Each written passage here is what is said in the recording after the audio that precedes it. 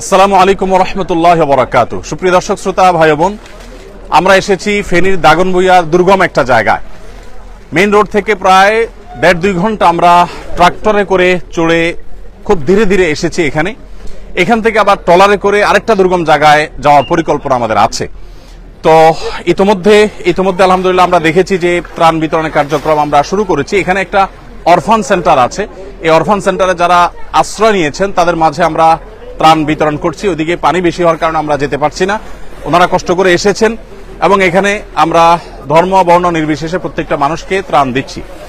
এখানে যে জিনিসগুলো আছে এর মধ্যে চাল আছে, ডাল আছে, তেল আছে, সয়াবিন তেল আছে এবং লবণ এবং চিনি আছে।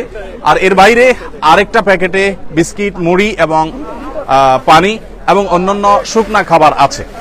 তো আমরা তাদের মাঝে এই জিনিসগুলো বিতরণ করছি। ইনশাআল্লাহ বিদিনিল্লাহ এগুলো শেষ করে আল্লাহ যদি তৌফিক দান করেন আমরা চলে যাব মহিপাল থেকে ইনশাআল্লাহ ফেনীর আরেকটা এলাকাতে আমরা আজকে বিতরণ করব। প্রথমত যেটি বলতে চাই তা হলো বন্যা পরিস্থিতি একদিক থেকে উন্নত হচ্ছে, আরেক দিক থেকে অবনতির দিকে যাচ্ছে। আমরা জানি যে ফেনী শহরের পানিগুলো আস্তে আস্তে কমছে এবং কোন কোন থানাতে পানি কমলেও নতুন করে আবার দাগনভূঞাতে এবং আরো কিছু কিছু থানাতে নতুন করে পানি বাড়ছে। নোয়াখালীতে, লক্ষ্মীপুরে এই সমস্ত এলাকাগুলোতে আমরা জানি যে পানি বাড়ছে। তো এই যে পরিস্থিতি চলছে, এই পরিস্থিতিতে আসলে কতদিনে আমরা পুরো স্টেবল পরিস্থিতিতে যেতে পারবো সেটা একমাত্র আল্লাহ তাআলা ভালো জানেন।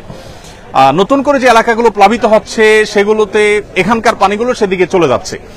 তো এই পরিস্থিতিতে কোন জায়গায় নতুন করে বিপর্যয় সৃষ্টি হচ্ছে, আবার সেখানে উদ্ধার তৎপরতা চালানোর প্রয়োজন দেখা দিয়েছে।